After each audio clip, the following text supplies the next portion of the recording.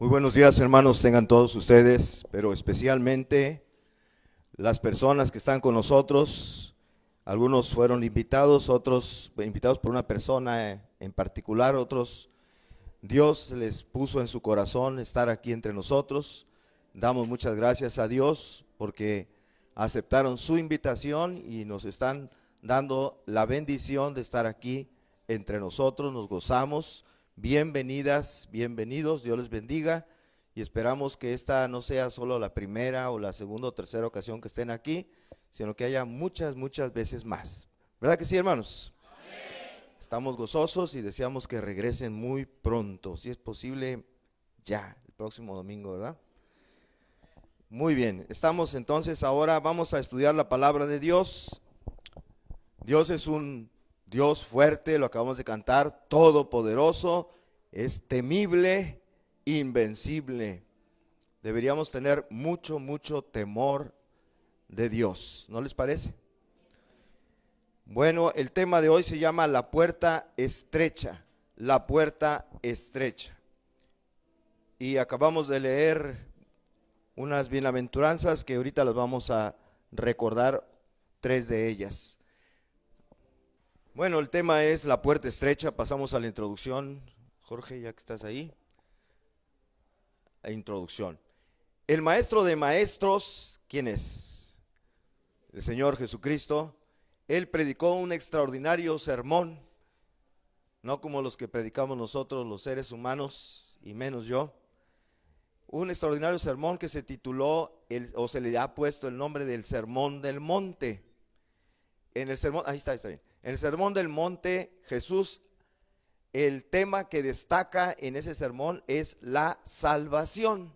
Habla de la salvación de nosotros, por supuesto. Y este sermón inicia con lo que se conoce con se les llama así las bienaventuranzas. Y esas bienaventuranzas hablan también precisamente de la salvación.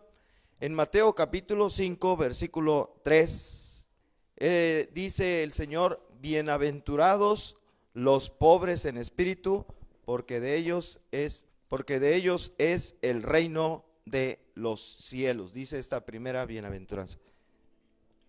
Bueno, me regreso otra vez. En el Sermón del Monte habla Jesús de la salvación. Y comienza con las bienaventuranzas. La primera dice: bienaventurados los pobres en espíritu, porque de ellos es el reino de los cielos.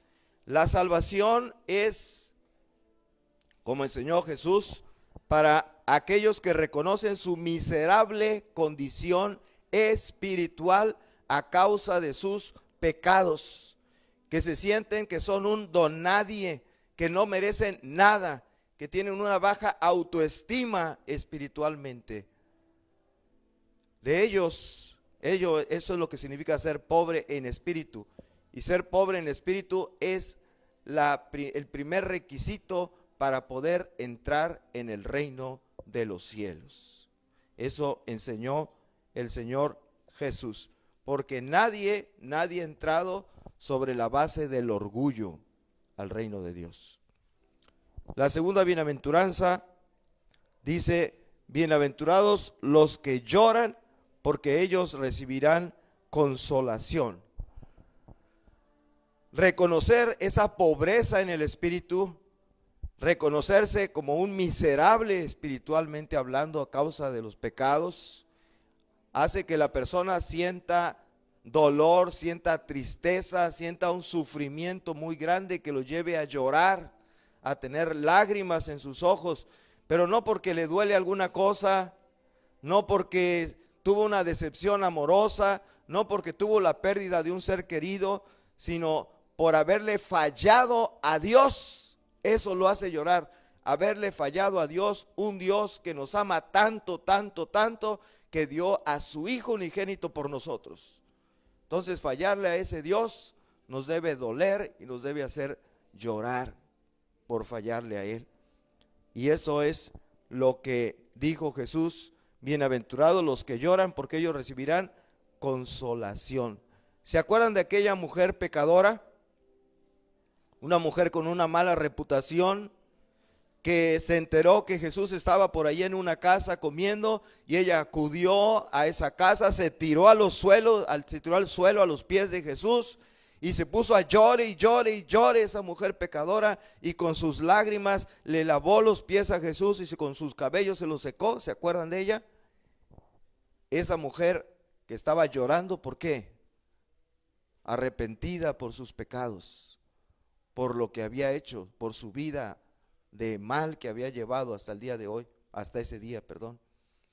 Y entonces ella, arrepentida, llorando, se puso a enjuagarle los pies, a lavarle los pies a Jesús y a secárselos con sus cabellos. Y ella recibió consolación. Jesús le dijo: tus pecados son perdonados. Y luego, allá en Lucas 7:50 dice, él le dijo a la mujer: tu fe te ha salvado, ve en paz. ¿Se fijaron que recibió consolación? Tu fe te ha salvado, ve en paz. Y luego sigue la bienaventuranza de Mateo 5:5, bienaventurados los mansos, porque ellos recibirán la tierra por heredad.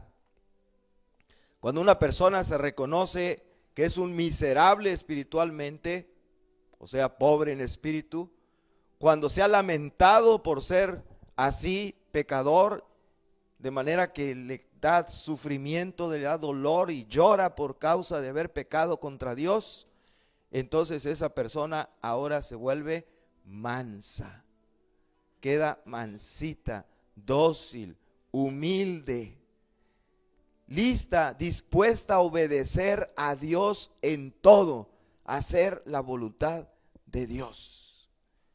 Y por eso dice, heredarán la tierra. Bueno, siguen otras bienaventuranzas, ya las leímos hace ratito. Y después el Señor en su sermón del monte, que está en los capítulos 5, 6 y 7 de Mateo, y apenas estamos viendo el capítulo 5, Él continúa diciendo cómo se comporta una persona que ha sido salva, un verdadero cristiano, con respecto a diferentes asuntos. Por ejemplo, con respecto a la ira, cómo es un cristiano con respecto a la ira, con respecto al adulterio, cómo es con respecto al divorcio. Un cristiano le dice no al divorcio porque Dios lo aborrece.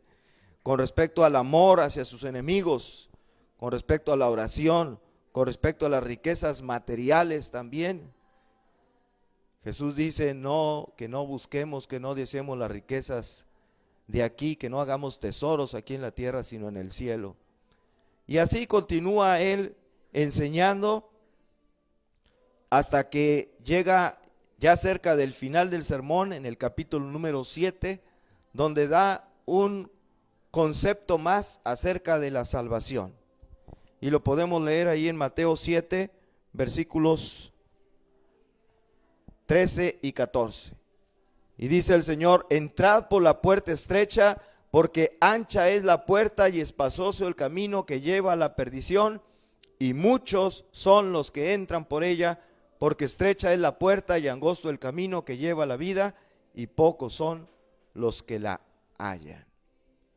Aquí tenemos al Señor Jesús, está enseñando que dice, entrad por la puerta estrecha. Entrad por la puerta estrecha. Para tener la salvación, dice, entrad por la puerta estrecha.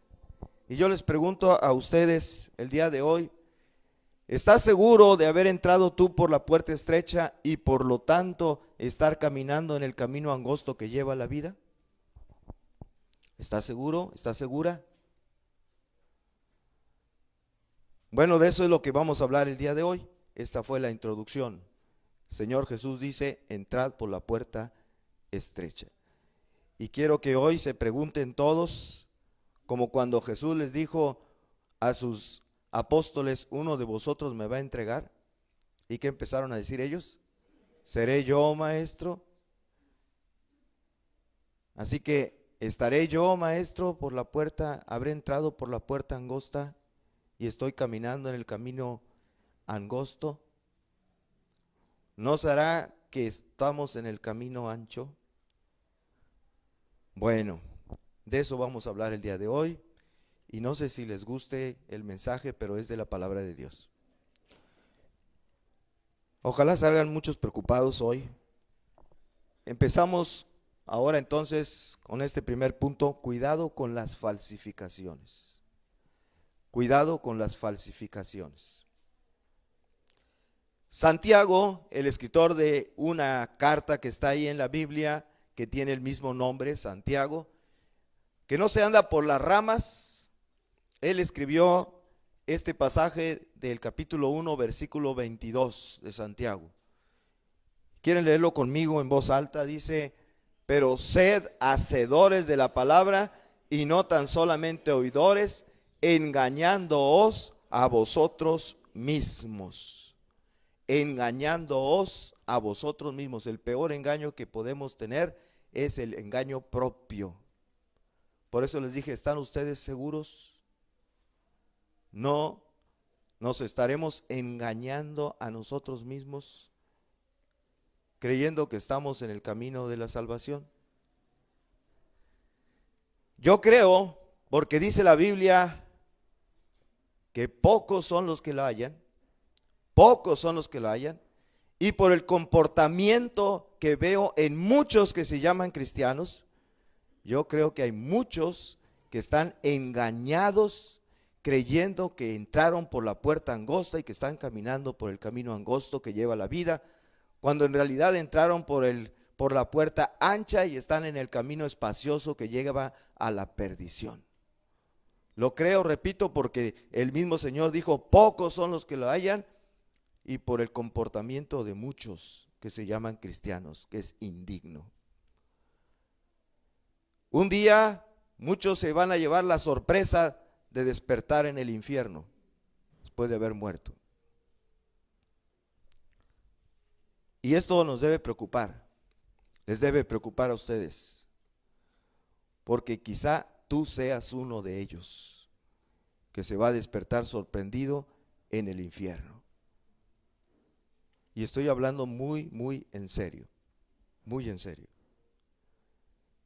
Yo sé que lo que voy a decir a continuación puede confundir a algunos, a bastantes, pero el problema de origen, ¿saben cuál es? El problema de origen es que en las iglesias hemos predicado un evangelio light, como ahora lo que se usa todo es light, ¿verdad? Los refrescos light, la leche light, también el evangelio light, ligero, por encimita nada más. Les hemos dicho a la gente que para ser salvo, ¿qué les decimos? Tan solo levanta tu mano, recibe la salvación. ¿Quién quiere ser salvo? Levante su mano, y la gente levanta su mano. O les decimos: pasa al frente, recibe la salvación, ¿verdad? Les invitamos: ven al frente, confesando tu fe en Cristo Jesús y sé salvo. O les decimos: repite esta oración y pídele a Jesús que entre a tu corazón. Y mucha gente hace esto, mucha gente. El problema es que, ¿saben qué?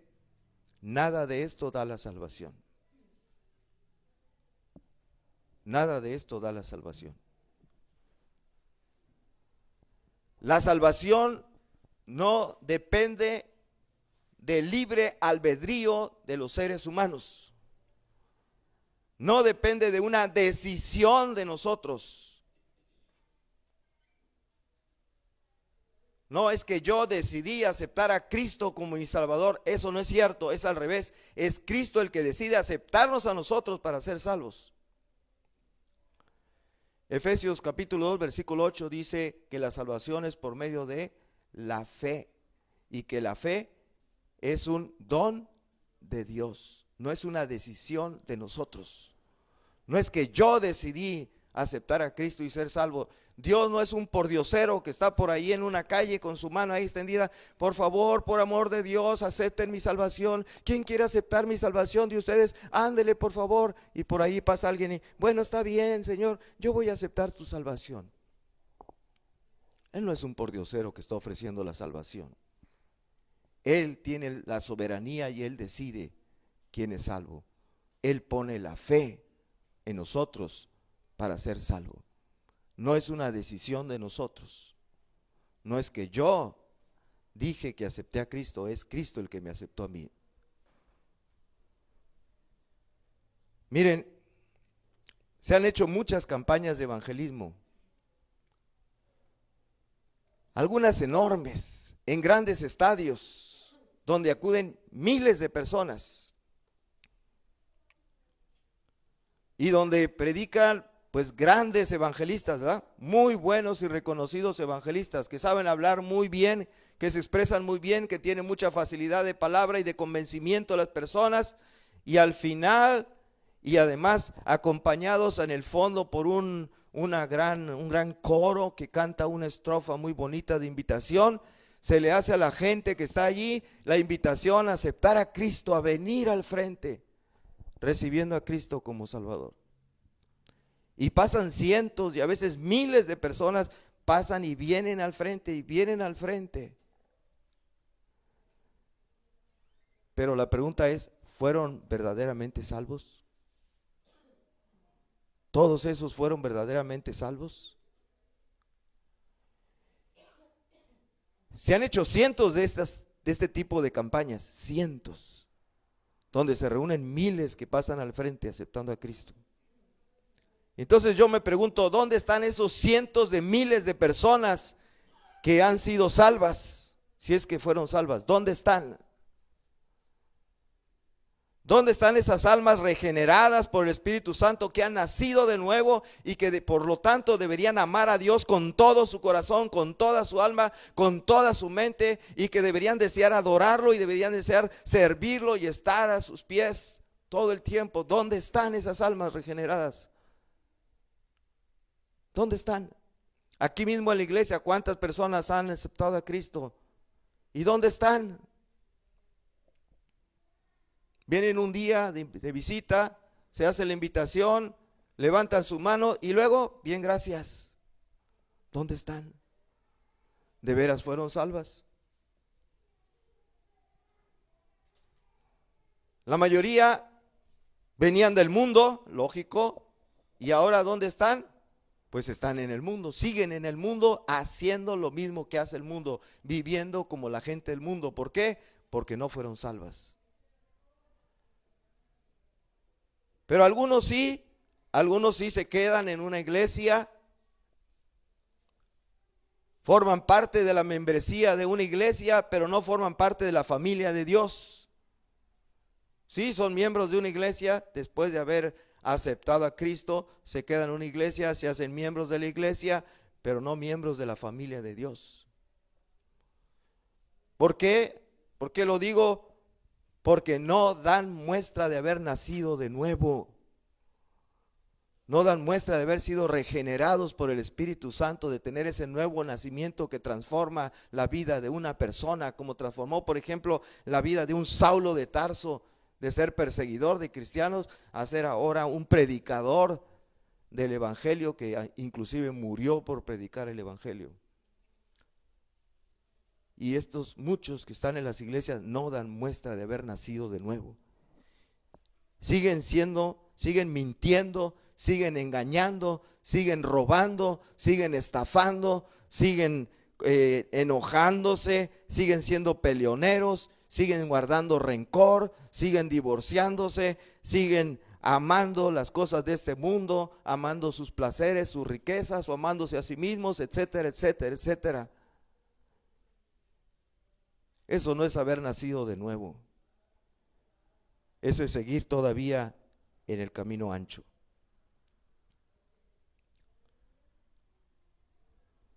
Y luego, cuando estas personas mueren, hacemos un culto en las funerarias y decimos: el hermano fulano de tal partió a la presencia del Señor. Y yo pregunto, ¿de veras? ¿De veras habrá ido a la presencia del Señor? Bueno, el hermano era medio mentirosito, pero ¿habrá ido a la presencia del Señor? Bueno, el hermano era bien corajudo, enojón, siempre se andaba peleando. habrá ido a la presencia del Señor? O el hermano le fue infiel a su esposa y no una, varias veces. ¿Habrá ido a la presencia del Señor? El hermano le robó al otro, le hizo tranzas. ¿Habrá ido a la presencia del Señor?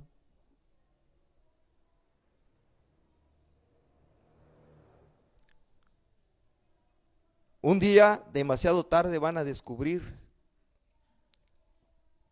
que nunca fueron salvos. Pero va a ser demasiado tarde. Un día el Señor les va a decir lo que dice Mateo 7:23. Y entonces les declararé: nunca os conocí, apartaos de mí, hacedores de maldad. Fíjense el nunca.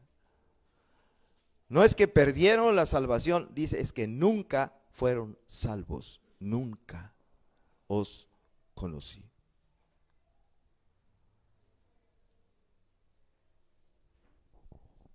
Nunca.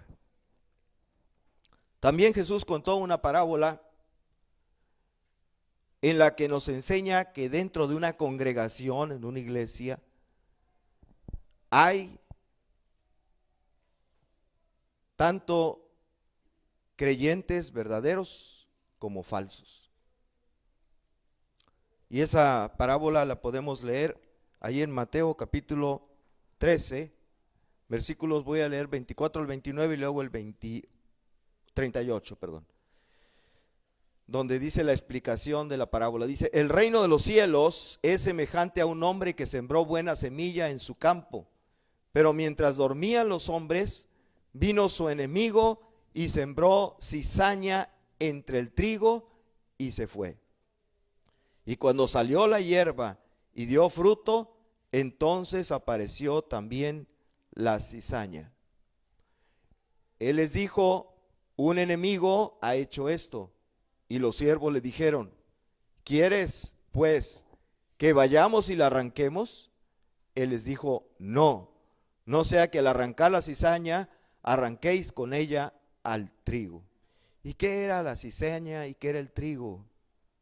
En el versículo 38 Jesús explica a sus discípulos y dice: el campo es el mundo, la buena semilla son los hijos del reino, los hijos de Dios, y las cizañas son los hijos del malo. ¿Quién es el malo? Satanás, el diablo. Aquí Jesús enseña que dentro de una congregación, dentro de una iglesia, hay tanto cristianos como falsos cristianos. Hay hijos de Dios y hay hijos del diablo. Aquí en esta misma congregación estoy seguro que también sucede eso, porque lo dijo Dios.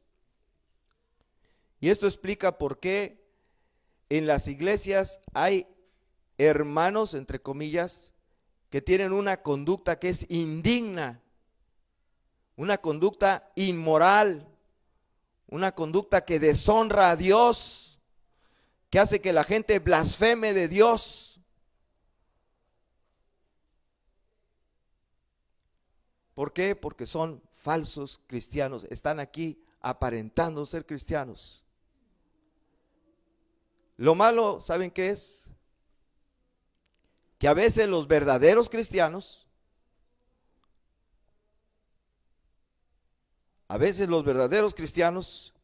en vez de poner sus ojos, como dice Hebreos 12:2, en Jesucristo, el autor y consumador de la fe, ponen sus ojos en los hombres, y al ver la conducta de esos hijos del malo, esos hijos del diablo, se desaniman, se empiezan a apartar, ya no quieren servir nada a la iglesia. No, es que mira el hermano y está en ese puesto y mira cómo es, bla, bla, bla, en lugar de poner sus ojos en Jesús. Y se apartan y dejan de servir a Dios. Hermano, tú si eres verdadero cristiano, ten mucho cuidado. No permitas que un hijo del malo te aparte a ti que eres hijo de Dios, de tu Padre Celestial. Amén. No permitas eso. Cuando veas a alguien que se porte de una manera indigna, indecente, incorrecta, tramposo, cualquier cosa, cualquier conducta incorrecta, No sea eso causa para que tú digas, mira cómo es fulano, no, aquí es un hipócrita o todos son hipócritas, y te desanimes. Ya estás enterado, en toda iglesia hay trigo y hay cizaña. Y espero que ustedes estén preguntando, ¿seré yo trigo o seré cizaña?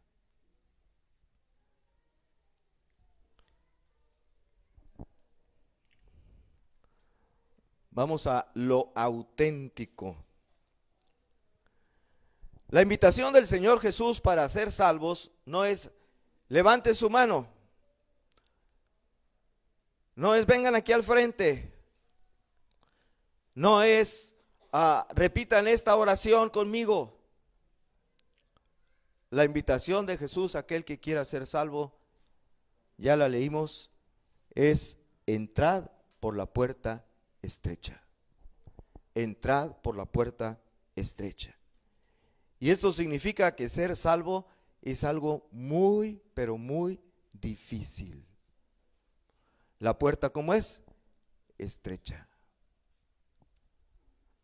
Es algo muy difícil. Por eso Jesús dijo, pocos son los que la hallan. Pocos son los que la hallan. Pocos. Esta palabra pocos a mí me entristece mucho.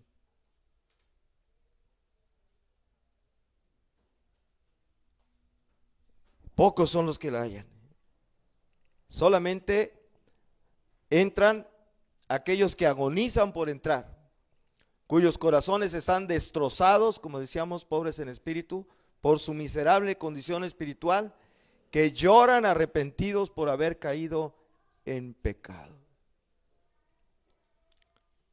Solamente esos entran por la puerta estrecha. Un ejemplo en la Biblia, por ejemplo, lo tenemos en David. No estoy diciendo que un verdadero creyente no peca, que no hace algo malo, sí. Pero después de hacerlo, ¿cómo se siente? Qué bueno, mira. Me fui con aquella y cómo la pasé bien a toda. Me trancé aquellas cosas y me quedé con este dinerito que no es mío. Ladrón. No, un cristiano después de pecar, primero no lo planea, no lo está deseando hacer, no lo desea, pero a fin de cuentas, como humanos caemos, pero no se siente feliz, no siente gozo, siente tristeza, siente dolor por haber pecado, siente arrepentimiento. Un ejemplo, David. David pecó, cometió adulterio y después se deshizo del esposo y se quedó con la mujer. Pero cuando fue confrontado con su pecado, se tiró al suelo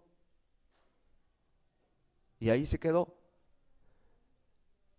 Dice 2 de Samuel 12, versículo 16, la parte B y 17, ayunó David y entró y pasó la noche acostado en tierra, y se levantaron los ancianos de su casa y fueron a él para hacerlo levantar de la tierra, mas él no quiso ni comió pan con ellos. Se tiró al suelo David boca abajo, llorando, arrepentido por el pecado que había cometido y rogándole a Dios, rogándole a Dios, rogándole a Dios. Así se siente una persona después de haber pecado. Así se pone una persona después de haber pecado, un creyente de veras, no un falso creyente. Así se pone. Ni siquiera quiso comer. Y después, tirado en el suelo, suplicándole a Dios. ¿Qué habrá orado David? ¿Qué habrá dicho mientras estaba ahí tirado?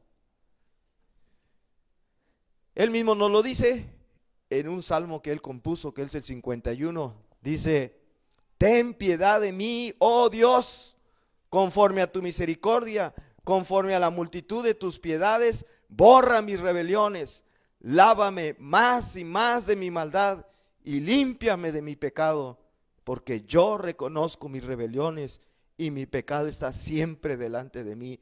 Contra ti solo he pecado y he hecho lo malo delante de tus ojos. ¿Cómo ven? Eso hace un verdadero creyente.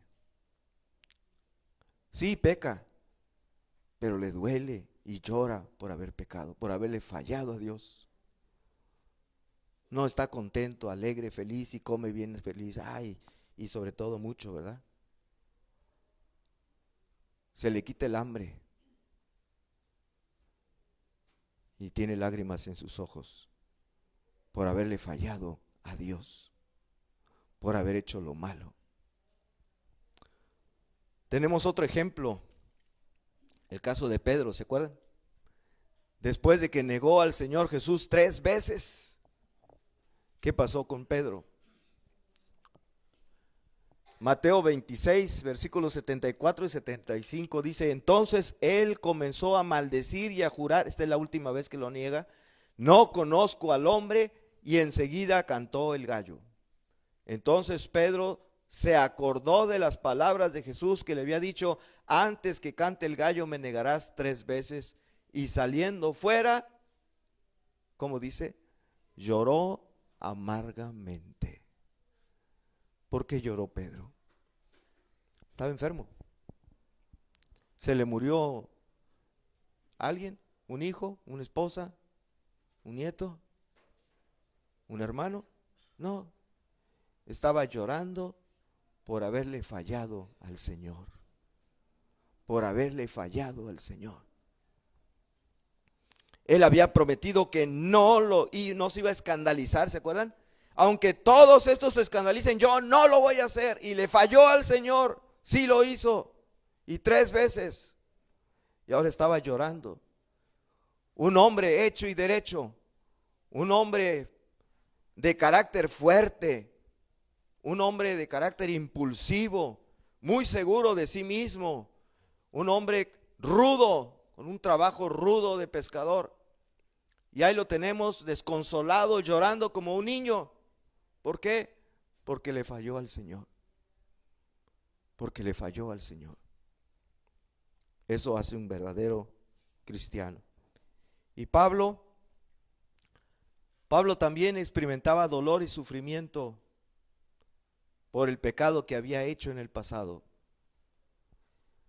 No se lo podía quitar de la mente lo que había hecho en el pasado, y se sentía un don nadie, se sentía insignificante, se sentía que no valía nada. Y es cuando escribe allá en 1 Corintios capítulo 15 versículos 8 y 9: y al último de todos, hablando de la aparición de Cristo después de resucitado, como a un abortivo, fíjense cómo se llama a sí mismo, me apareció a mí, porque soy el más pequeño de los apóstoles, que no soy digno de ser llamado apóstol, porque perseguí a la iglesia de Dios. Eso en cuanto al pasado. Ya habían pasado varios años y todavía miren cómo se sentía Pablo por haber hecho eso en su pasado. Y eso que todavía no era cristiano. Porque algunos dicen, bueno, yo hice eso pero no era cristiano, no cuenta, no vale, no tengo por qué sentirme mal. Borrón y cuenta nueva, las cosas viejas pasaron. Y aquí está Pablo lamentándose porque un tiempo fue perseguidor de la iglesia. Se sentía insignificante. Pero también en el presente, él reconocía que seguía pecando y le daba dolor, le daba rabia por pecar. Eso lo tenemos en Romanos 7, 22 al 24, dice: porque según el hombre interior me deleito en la ley de Dios, pero veo otra ley en mis miembros que se rebela contra la ley de mi mente y que me lleva cautivo a la ley del pecado que está en mis miembros. Miserable de mí, ¿quién me librará de este cuerpo de muerte? Tú puedes decir así como Pablo: miserable de mí, yo no quiero pecar. Dios, yo no quiero pecar contra ti, no te quiero fallar, no te quiero faltar. Miserable, porque por más que lo intento, vuelvo a pecar. ¿Te sientes así?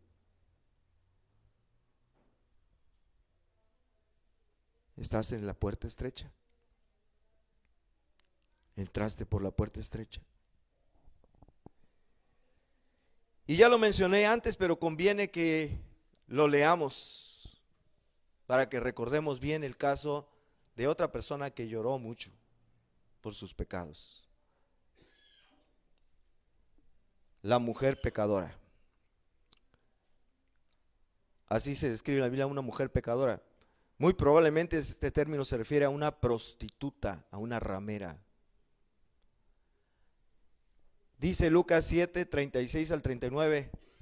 Uno de los fariseos rogó a Jesús que comiese con él, y habiendo entrado en casa del fariseo, se sentó a la mesa. Fíjense, uno de los fariseos, ya ven que los fariseos nomás estaban para ver en qué defecto le encontraban a Jesús y estarlo señalando.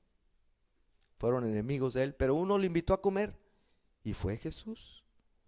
Y estando ahí, entonces una mujer de la ciudad que era pecadora, al saber que Jesús estaba a la mesa en casa del fariseo, trajo un frasco de alabastro con perfume. Ustedes saben que los perfumes son muy caros, ¿verdad? Hasta los que son imitación también son caros.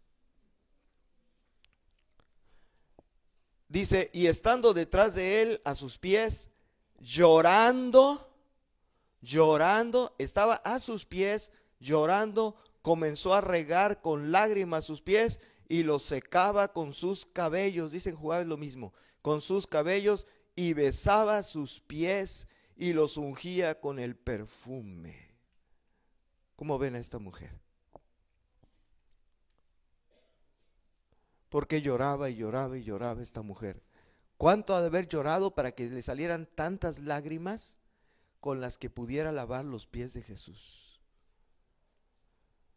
Yo nunca he llorado así, con tantas lágrimas. No sé ustedes.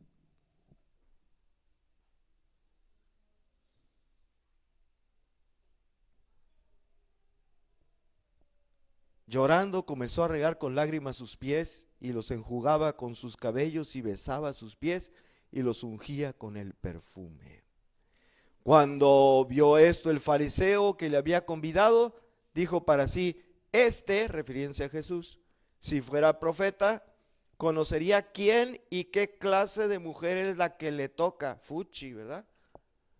¿Cómo permite que esta mujer lo toque, aunque sea los pies, pero que la toque, que lo toque? Dice que es pecadora, pecadora. Esta mujer estaba verdaderamente dolida por sus pecados, verdaderamente, y así llorando, humillándose, sintiéndose una miserable por sus pecados, acudió al Salvador y ¿saben qué? Encontró la salvación.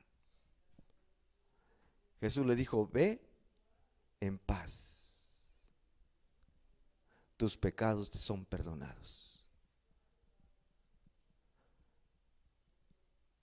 Así es como se entra por la puerta estrecha. No hay otra manera. Esa es la manera de entrar por la puerta estrecha, como lo hace esta mujer,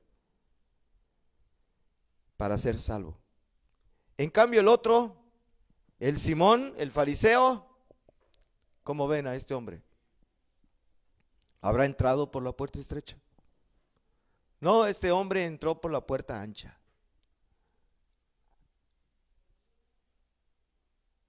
Este hombre muy seguro de sí mismo, que se creía muy justo, muy merecedor de la salvación, no entró por la puerta estrecha, porque nadie con esas cosas puede entrar por la puerta estrecha.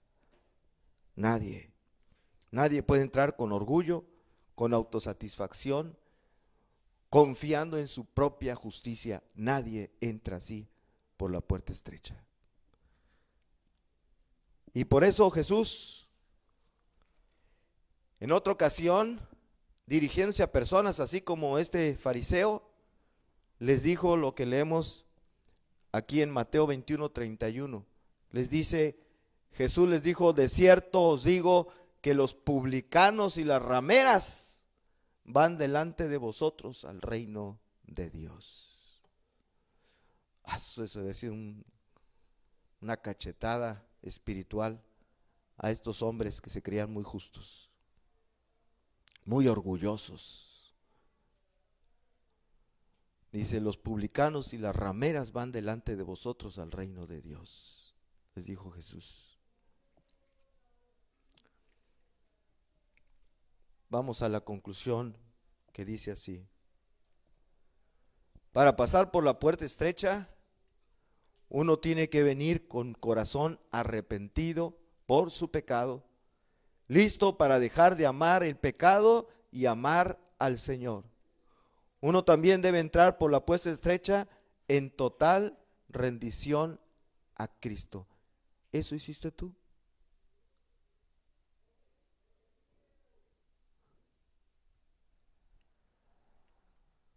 Si alguien que se llama cristiano no piensa y actúa como cristiano genuino, no está en el camino que piensa que está, sino que forma parte de la multitud que pasa por la puerta ancha. ¿Cómo estás tú? ¿Cómo piensas y cómo actúas?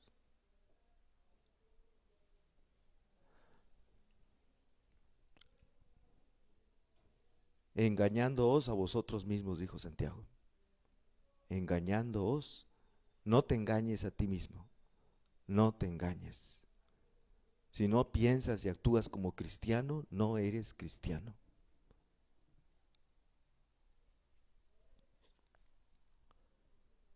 La puerta ancha de la religión falsa dice: señores, traigan todo su equipaje, su ambición personal, su voluntad, sus deseos egoístas, su inmoralidad, su falta de arrepentimiento, su renuencia a someterse por completo a Cristo y simplemente pasen. Así es la puerta ancha. ¿Cuántos entraron por esta puerta? Con todo su equipaje. Quiero seguir haciendo mi voluntad. Que Dios no se meta en mi vida privada. Que Dios no me toque en este punto. A mí me gusta hacer esto y lo voy a seguir haciendo aunque Él diga que no. ¿Cuántos están en esa puerta ancha?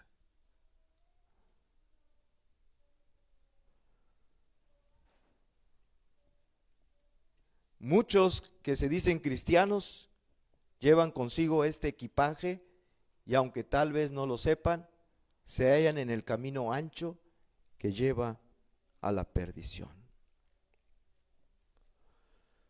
Por la puerta estrecha nadie jamás pasará con este equipaje.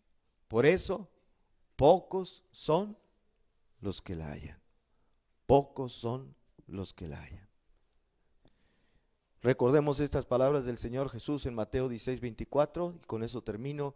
Entonces Jesús dijo a sus discípulos: si alguno quiere venir en pos de mí, niéguese a sí mismo y tome su cruz y sígame. No voy a hacer invitación, que nadie levante la mano ni que pase al frente. Simplemente ahí en su corazón, ¿se ha entendido este mensaje? ¿Ha recapacitado?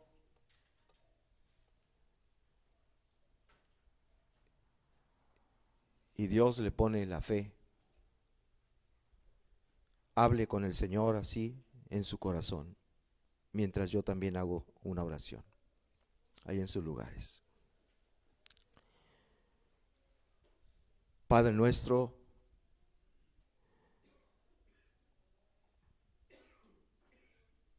tú nos has amado de una manera increíble, inexplicable para nosotros, muy, muy grande. Tanto que a tu Hijo unigénito, lo que nadie de nosotros haría por otro semejante,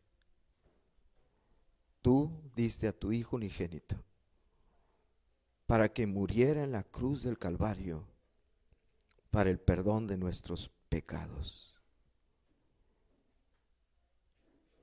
Y una vez perdonados, tú quieres que vivamos una vida santa, limpia, correcta delante de ti.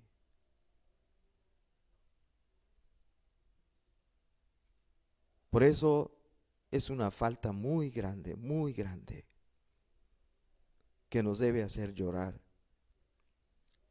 cada vez que te fallamos, cada vez que hicimos algo que no fue correcto. Debiéramos sentirnos como se sintió esta mujer y llorar lágrimas, arrepentidos, pedirte perdón y pedir perdón a quien hayamos ofendido si también el pecado involucra a otra persona. Señor, tú eres muy bueno, no mereces que nosotros nos portemos indignamente contigo.